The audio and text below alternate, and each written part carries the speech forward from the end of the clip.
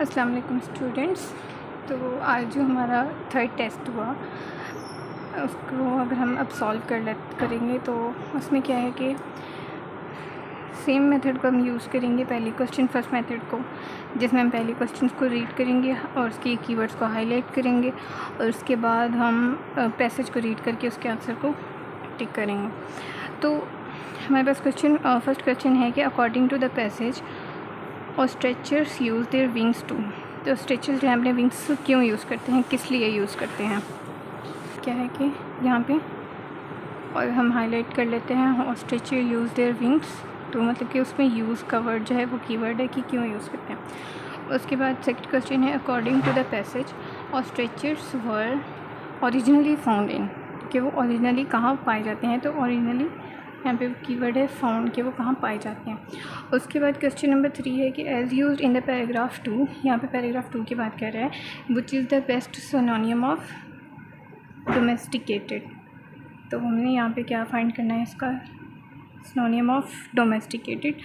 अब उसके बाद फोर्थ क्वेश्चन है in the third paragraph the author tell us that it would take an hour and a half to hard boil an ostrich egg, मतलब कि जो ostrich egg है उसको 1 घंटा या आधा घंटा लगता है बॉयल होने में। सो दिस एथड says this in order to, किस ऑर्डर में उसने ये जो लाइन है वो कही है। सो हमें क्या करना है कि उसका ऑर्डर बताना है, तो किस चीज़ का, इस वाली लाइन का। उसके बाद क्वेश्चन नंबर 5 है कि using the information presented in the passage. तो वी कैन, आगे है कि we can understand that the expression to, जो एक्सप्रेशन है bury your head in the sand means to, जो भी यहाँ पे इन्होंने एक्सप्रेशन यूज़ किया है हमारे पैसेज में, उसका क्या मतलब है कि तो हमने इसका मीन बताना है। तो अब हम इस पैसेज को रीड करते हैं। पैसेज फर्स्ट जो पैराग्राफ है उसमें क्या कह रहे हैं कि ostriches are the largest and heaviest bird on the earth.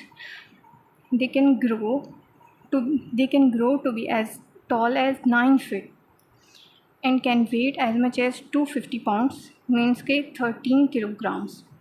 Even though they have wings, they cannot fly. उनके पास विंग्स होते हैं बट वो फ्लाई नहीं कर सकते। Instead, ostriches have long, powerful legs that help them to run very fast when they feel threatened. Ostriches use their wings to propel themselves forward and to help them change the direction.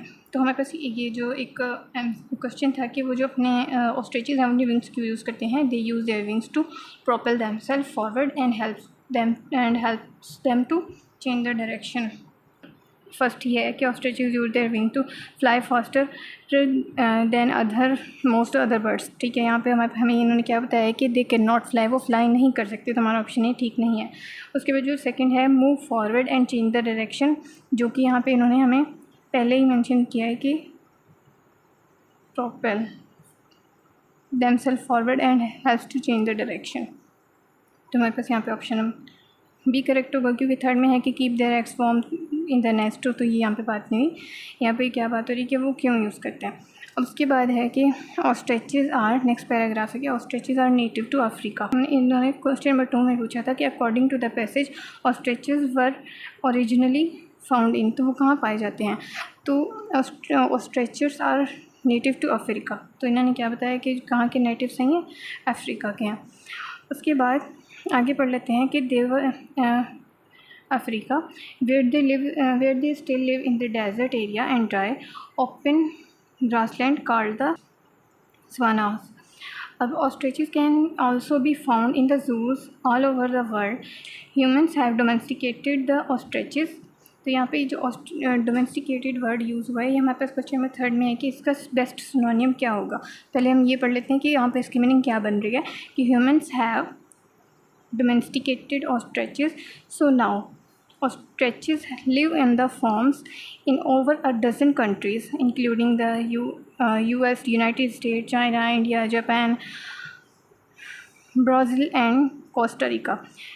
They are raised for their meat, skin and the feathers. So यहाँ पे जो domesticated जो word है वो क्यों use, मतलब कि यहाँ पे जो यूज़ है उसका हमने सिनोनिम फाइंड करना है। तो जो domesticated word होता है वो उसका वैसे तो मतलब होता है कि adopt to the environment, but यहाँ पे ऑप्शन ए है कि स्टॉलन, मतलब कि ह्यूमंस हैव डोमेस्टिकेटेड ऑस्ट्रिचेस, उन्होंने यहाँ पे स्टॉलन मतलब कि चोरी कर लिया नहीं, कंज्यूम्ड मतलब कि उनको क्या करना है, इस्तेमाल करना या खाना, वो भी नहीं है इसमें, इसकी मीनिंग। थर्ड है कि सेव, ह्यूमंस हैव डोमेस्टिकेट, तो थर्ड है कि सेव्ड किया। या फिर जो ऑप्शन डी है टेम्ड, तो जो टेम्ड होता है उसका मतलब है कि काबू पा लेना। वैसे ही कहाँ के नेटिव्स हैं, अफ्रीका के हैं, लेकिन जो ये है ऑप्शन डी वो इसके साथ क्या हो रहा है कि मैच हो रहा है। वो कैसे कि टेम्ड का मतलब होता है कि काबू पा लेना। और यहाँ पे बताया जा रहा है कि humans have domesticated ostriches, so now ostriches live on the farms in the over dozen countries. तो ह्यूमंस ने क्या किया कि उनके ऊपर काबू पा लिया है, तो वो टेम्ड, इसका ये है कि तो वो क्या कर रहे हैं कि डजन ऑफ कंट्रीज़ में पाए जाते हैं, रहते हैं। तो उसके बाद है थर्ड पैराग्राफ में क्या कह रहे हैं कि ostriches like to live in a small groups called herds. The male ostrich is called rooster, the female a hen. Baby ostriches are called chicks. The female ostrich lays the eggs, but both the male and female take turns sitting on the eggs to keep them warm. An ostrich egg hatches about 42 days after it is laid. An ostrich egg is the largest of all eggs, weighing 3.5 to 5 pounds, about 1600 to 2300 grams. It would take an hour and a half to boil an ostrich egg. तो हमारे पास यहाँ पे question number 4 क्या था कि in third paragraph है उसके अंदर द ऑथर जो है वो tells us that the author tells us it would take an hour or a half to hard boil ostrich egg. This author say, अब इसमें ऑप्शन हम देख लेते हैं कि prove the hypothesis that no one could actually eat an ostrich egg, कि वो ठीक है। सेकेंड है कि reinforce that idea that ostrich eggs are quite rare, illustrate the fact that ostrich eggs are very big, या clarify the point that farmers raise the ostrich for meat not eggs. तो अब ये उन्होंने किस point of view में बात की है, किस ऑर्डर में बात की है। तो यहाँ पे वो क्या बता रहे थे कि an ostrich egg hatches about 42 days after it is laid, and ostrich egg is largest of the all eggs. तो यहाँ पे वो उसकी बता रहे हैं कि वो जो उसका एग होता है वो सबसे लार्जेस्ट होता है, वेटिंग 3.5 to 5 pounds, जो कि अबाउट 1600 to 23 grams तक होती है। तो it would take an hour. फिर उसके बाद उन्होंने ये बात किया, तो इसमें वो क्या बताना चाह रहे हैं कि किस ऑर्डर में बात करें कि वो उसका एग इतना बड़ा होता है कि वो एक या आधा घंटा लेता है बॉयल होने में। सो हमारे पास ऑप्शन सी है, illustrate the fact that ostrich eggs are very big. तो हमारे पास ऑप्शन सी करेक्ट है। उसके बाद जो क्वेश्चन नंबर 5 है, using the information presented in the passage. अब जो पैसेज में इन्फॉर्मेशन दी गई है उसको यूज़ करना है, वी कैन अंडरस्टैंड दैट। अब ये जो उसके बाद है जो एक्सप्रेशन है उसका मतलब क्या है, तो अब हम आगे रीड कर लेते हैं कि people use to think that ostriches buried their heads in the sand when in the danger, but it is not true. When ostriches sense the danger, they try to hide by holding their heads close to the ground. The color of their feathers blends in with the color of sand, which make it difficult for predators to see them.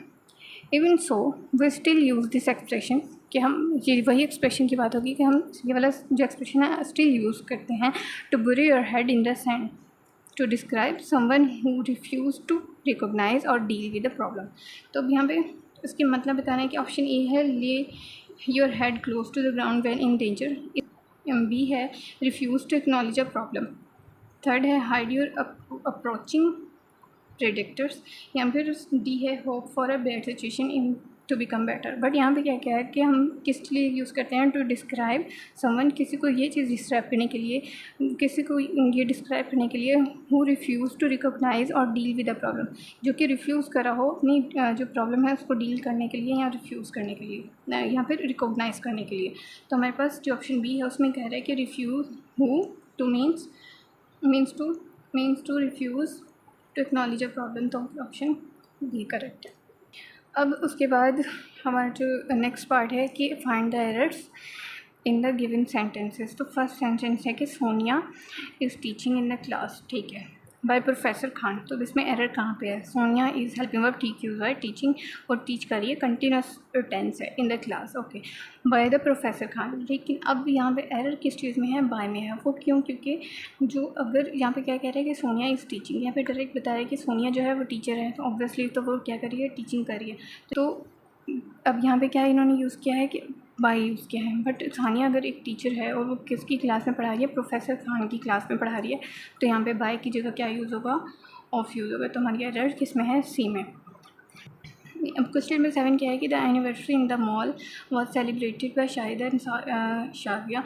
तो was जो है मतलब कि past में ये चीज़ हुई, उन्होंने celebrate किया है, सेलिब्रेटेड, वॉज और सेलिब्रेटेड ये दोनों चीज़ें ठीक है। बट यहाँ पे यह है कि the anniversary in the mall. तो अब इसमें क्या है कि इन जो है हम किसी की किस चीज़ के लिए यूज़ करते हैं? इनसाइड इन क्लोज प्लेस होती है उसके लिए हम यूज़ करते हैं। लेकिन जो मॉल है वो जो है एक लोकेशन उन्होंने जिस बताई है, तो हम यहाँ पे इन की जगह क्या आएगा? एट आएगा। तो हमारी एरर किस में है? ए में। I was amazed by the situation. तो यहाँ पे क्या है कि आई वॉज, ठीक है, वो पास्ट की बात हो रही है। I was amazed, I was amazed by the situation. Amazed किस चीज़ से हो रहा है? सिचुएशन से अमेज हो रहा है, ठीक है। तो हमारे पास यहाँ पे क्या है कि नो एरर है। क्वेश्चन नंबर 9 है कि the ball was hit with the bat. तो यहाँ पे जो वाज यूज़ हुआ है वो किसके लिए यूज़ कर रहे हैं? कि पास्ट के लिए यूज़ कर रहे हैं, मतलब कि ये पास्ट सेंटेंस है। हिट भी ठीक है, helping verb with the bat. तो अब क्या किस चीज़ से हिट हो रहा है? बैट से हिट हो रहा है। तो जो हमारे पास यहाँ पे एजेंट है वो मेंशन नहीं किया हुआ कि किसने हिट किया। लाइक अगर मतलब कि अली ने हिट किया या फिर कोई हम नेम यूज़ करेंगे, तो यहाँ पे जो एजेंट है वो हमें मेंशन नहीं किया हुआ। मतलब कि जो हिट कर रहा है बॉल को, क्या कर रहा है यहाँ पे? बैट कर रहा है। मतलब कि कोई एक ऑब्जेक्ट है जो कि यहाँ पे कोई टूल है जो कि एक्शन कर रहा है, ठीक है। तो जब हमारे पास एजेंट हमारे पास मेंशन नहीं होता तो हम विद यहाँ पे यूज़ नहीं करते, हम विद की जगह क्या यूज़ करते हैं? बाय यूज़ करते हैं। तो हमारे पास एरर किस में है? सी में। उसके बाद क्वेश्चन नंबर 10 है कि deer in the jungle was injured with an arrow. तो डियर इन द जंगल, ठीक है, जंगल की लोकेशन बताई, जंगल का बताया कि जंगल के अंदर, ठीक है। Deer in the jungle was मतलब कि पास्ट की बात की है। इंजर्ड तो इसके साथ ये हेल्पिंग वर्ब भी ठीक यूज़ किया है। उसके बाद है कि विद एन एरो। तो अगर हम इसमें देखें तो इसमें क्या था कि यहाँ पे हमारे पास एजेंट मेंशन नहीं था कि वो यहाँ पे क्या कह रहा था कि हिट किस चीज़ से किया गया है? बैट से किया गया है। और यहाँ पे हिट किस चीज़ से किया है? एरो से किया है। जब हमारे पास इंस्ट्रूमेंट या टूल होता है, ठीक है, उसके साथ विद यूज़ होता है। लेकिन जो वर्ब्स जो होते हैं, लाइक अगर हम कहें कि इंजर्ड, किल्ड, वॉन्डर्ड या फिर डिस्ट्रॉयड, हम क्या उसके लिए क्या यूज़ करते हैं? बाय यूज़ करते हैं। तब कब यूज़ करते हैं? When it cause the harm, कि उससे क्या हो रहा है कि हार्म पहुंच रहा है। तो हम फिर यहाँ पे क्या यूज़ करेंगे? विद की जगह बाय यूज़ करेंगे। तो ऑप्शन डी करेक्ट है, मतलब कि डी में एरर है। क्वेश्चन नंबर 12 है कि there are plenty for tomatoes, ठीक है, इन द फ्रिज। तो टमाटोज़ तो ज़्यादा सारे टमाटो हैं। उसके बाद है कि यू नीडेंट बाय एनी। तो नीडेंट जो है वो बेस वर्ब है, वो भी करेक्ट है, उन्होंने यूज़ किया है बाय के, मतलब कि आपको बाय है वो भी ठीक यूज़ किया है। तो हमारे पास यहाँ पे ऑप्शन डी, मतलब कि इसमें कोई एरर नहीं है। उसके बाद क्वेश्चन नंबर 3 है कि I can speak Arabic frequently when I was child and we live in the Morocco। अब ये क्या कह रहा है कि I can speak Arabic frequently। तो यहाँ पे I can speak, ये तो क्या है? प्रेजेंट की बात कर रहा है। स्पीक कहा है इसमें, प्रेजेंट की बात कर रहा है कि अब वो क्या कहते हैं? अरबिक को फ्रीक्वेंटली स्पीक बोल सकता है, ठीक है। When I was child, तो यहाँ पे जाके सेंटेंस क्या हो जाता है कि इनकरेक्ट हो जाता है। क्यों? क्योंकि उसने क्या कहा कि वो अरबिक फ्रिक्वेंटली बोल सकता है। आगे कह रहा है कि जब मैं क्या था? When I was child. So इसमें अब क्या होगा कि जब यहाँ पे कैन है, इसकी जगह क्या यूज़ होगा? कुड यूज़ होगा, क्योंकि वो पास्ट की बात बता रहा है। मैं क्या करता था कि अरबिक फ्रिक्वेंटली बोल सकता था, तो मतलब कि पास्ट की बात हो रही है। तो पास्ट में जो है सेकंड फॉर्म यूज़ करते हैं, कैन नहीं आएगा यहाँ पे, कुड आएगा। तो हमारी जो एरर है वो ए में है। उसके बाद है choose the correct options third part में। क्वेश्चन नंबर 14 जो है क्या बोल रहा है कि if don't follow the traffic rules you will have an accident, ठीक है। You dash follow the traffic rules, तो ए है might, you might follow the, अगर माइट यूज़ करते हैं तो माइट में क्या होती है, पॉसिबिलिटी होती है, तो मतलब कि आप उसको फॉलो कर रहे हैं, करें या ना करें। लेकिन जो मस्ट है, मस्ट यहाँ पे क्या शो कर रहा है कि स्ट्रॉन्ग ऑब्लिगेंट शो कर रहा है कि आपको ज़रूर फॉलो करने चाहिए। यहाँ पे माइट है और यहाँ पे फिर माइट हैव है, तो हमारे पास क्वेश्चन ऑप्शन बी करेक्ट है। उसके बाद है she dash the piano very well when she dash young. अब यहाँ पे किस क्या फर्स्ट जो हमारे पास ऑप्शन है वो ये है कि कुड प्ले, और उसके बाद है सेकंड इज़। अगर हम यहाँ पे कुड प्ले रखते हैं 15 में कि she could play the piano very well when she is young, लेकिन अगर हम यहाँ पे पास्ट की बात कर रहे हैं कि she could play the piano very well, वो क्या करती थी, पियानो को बहुत अच्छे से प्ले कर सकती थी। व्हेन शी इज़ यंग, तो यहाँ पे क्या आएगा कि शी वॉज यंग आएगा, मतलब कि उसके पास्ट की बात बता रहे हैं, ये भी पास्ट में यूज़ हुआ है, तो शी वॉज आना चाहिए, यहाँ पे इज़ नहीं आना चाहिए, वॉज आना चाहिए, तो ए हमारा इनकरेक्ट है। तो सेकंड, तो यहाँ पे क्या है कि कुड हैव तो ठीक है, लेकिन जब हम इस कोई मॉडल वर्ब जो हम यूज़ कर रहे होते हैं like could, might, will, should, ऐसा कुछ भी यूज़ करते हैं, तो उसके साथ हम क्या करते हैं कि वर्ब की फर्स्ट फॉर्म यूज़ करते हैं, लेकिन यहाँ पे क्या है कि थर्ड फॉर्म यूज़ किया प्लेड, तो हमारे पास ये भी इनकरेक्ट है। उसके बाद है कुड प्ले, ठीक है, यहाँ पे कुड प्ले आ गया। उसके बाद है वॉज, जैसे मैंने बताया कि यहाँ पे पास्ट की बात हो रही है तो यहाँ पर वॉज आएगा, क्योंकि कुड प्ले, ठीक है, she could play the piano, मतलब वो पियानो अच्छे से प्ले कर सकती थी व्हेन शी वॉज यंग, तो ये दोनों में पास्ट की बात हो रही है तो दोनों में पास्ट के वर्ब्स आएंगे। उसके बाद क्वेश्चन नंबर 16 है we needn't dash early in the morning on Sunday. अब टू वेकअप, फर्स्ट ऑप्शन है to wake up, we needn't to wake up early in the morning on Sunday, तो ऑप्शन जो ए है, जैसे कि टू वेकअप, जिसमें to है वो रॉन्ग है। मॉडल के बाद जब कोई मॉडल यूज़ करते हैं, जैसे अभी यहाँ पे वो इनेटेंट यूज़ किया है, तो उसके बाद हम टू को यूज़ नहीं कर सकते। उसके बाद जो बी है उसमें क्या कह रहा है कि वोकअप, ये तो पास्ट की बात हो गई, वो इनेटेंट woke up early in the morning, तो ये हमारे पास किस चीज़ की बात कर रहा है कि पास्ट की बात कर रहा है। तो वेकिंग अप ये कंटिन्यूस की बात हो रही है इसमें, लेकिन जो डी है उसमें क्या हो, प्रेजेंट का अपने बारे में बता रहा है कि we needn't wake up early in the morning on Sunday. उसके बाद है क्वेश्चन नंबर 17, इसमें क्या कह रहे हैं कि we had better dash join to meeting on the exact time. तो अगर हम फर्स्ट यूज़ करते हैं गोइंग टू, तो गोइंग टू में क्या है कि जो हेड बेटर है, यहाँ पे जो हमारे पास वर्ब यूज़ हुआ हुआ है हेड बेटर या मॉडल कह देते हैं, तो हेड बेटर के साथ हमेशा क्या होता है कि फ़र्स्ट फॉर्म यूज़ होती है, तो गोइंग क्या है कि थर्ड फॉर्म है, तो हम इसको यूज़ नहीं कर सकते। अब फर्स्ट फॉर्म ये है गो टू है, या फिर है गो, ये भी थर्ड फॉर्म है, तो जो फर्स्ट फॉर्म है गो टू या गो, अब जो सेंटेंस है उसको हम एक ऑर्डर में लिखें तो उस हिसाब से हमारे पास क्या करेक्ट होगा, तो we had better go to join the meeting on the exact time, तो हमारे पास बी करेक्ट होगा। अब यहाँ पे है कि which is the incorrect passive voice of the following sentence क्या है कि माई क्यूरियोसिटी अमेज दैम, तो इसका हमें क्या लिखना है, पैसिव बताना है, तो इसका पैसिव क्या होगा, ऑप्शन ए है कि दे वर अमेज्ड बाय माई क्यूरियोसिटी, ठीक है, ये करेक्ट हो सकता है। अब जो बाकी हैं वो क्यों करेक्ट नहीं है। अब they were being amazed by my curiosity, जो बीइंग अमेज्ड है वो क्या है कि पास्ट कंटिन्यूस पैसिव है, तो वो हमारे पास, तो ये हमारे पास करेक्ट नहीं है। दिस वर अमेज्ड बाय मी, तो यहाँ पे क्या कह रहा है कि वो मुझसे मतलब दे वर अमेज्ड बाय मी, तो मतलब वो मुझसे अमेज्ड हुए, लेकिन हमारे पास यहाँ पे जो एक्टिव क्वेश्चन है उसमें क्या है कि माई क्यूरियोसिटी, मतलब कि मेरी क्यूरियोसिटी ने उसको उनको अमेज्ड किया, तो वो मी नहीं आएगा। उसके बाद ऑप्शन डी में है कि दे वर अमेज्ड एट माई क्यूरियोसिटी, तो जो हम पैसिव वॉइस यूज़ करते हैं क्या लेते हैं, ट्रांसफॉर्मेशन एजेंट के लिए हम क्या यूज़ करते हैं, बाय यूज़ करते हैं, तो हमारे पास ऑप्शन ए करेक्ट है। उसके बाद है कि question number 19, choose the passive voice sentence, तो अपने क्या करना है, पैसिव वॉइस सेंटेंस यूज़ करना है। तो she wrote a beautiful song, तो ये तो बिल्कुल सिंपल, हमें पता है कि ये एक्टिव वॉइस है। Writing a beautiful song she felt inspired, तो यहाँ पे जो उन्होंने सेंटेंस यूज़ किया है, तो इसमें क्या है कि एक्टिव वॉइस है, ठीक है, राइटिंग अ ब्यूटीफुल पैसेज, तो ये हमारे पास क्या है कि एक्टिव वॉइस है। उसके बाद क्या है कि शी फेल्ट इंस्पायर, तो ये क्या है कि पार्टिसिपेंट हमारे पास फ्रेज है, तो ये हमारे पास पैसिव नहीं है। उसके बाद है chasing the mouse the cat was swift. सब यहाँ पे क्या है कि जो चेसिंग द माउस है वो क्या है कि फिर से पार्टिसिपेंट फ्रेज है, और जो द कैट वॉज स्विफ्ट, तो ये स्टिल क्या है कि एक्टिव है, पैसिव वर्ब, यहाँ पे कोई पैसिव वर्ब यूज़ नहीं हुआ, तो ये भी पैसिव नहीं है। अब क्या है कि a beautiful song was written, तो हमारे पास ऑप्शन कौन सा है, डी करेक्ट होगा।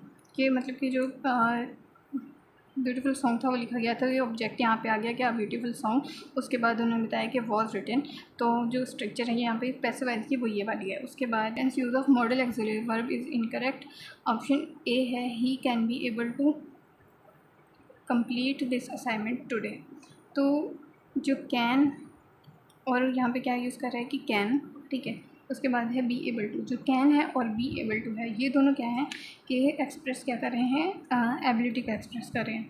तो अब इसमें क्या है कि कोई एक यूज़ होना चाहिए, या तो जैसे कि हम कह सकते हैं कि he can complete this assignment today. अब सेकंड है कि she should work hard for her goals, ये भी ठीक है। उसके बाद है he must not speak loudly in the class, यहाँ पे है कि नन ऑफ देम, बट हमारे पास एरर किस में है इसमें, क्योंकि यहाँ पे ये जो दो चीज़ें यूज़ की गई हैं, इन दोनों में क्या क्या एक्सप्रेस क्या है हो रही है, एबिलिटी एक्सप्रेस हो रही है। सो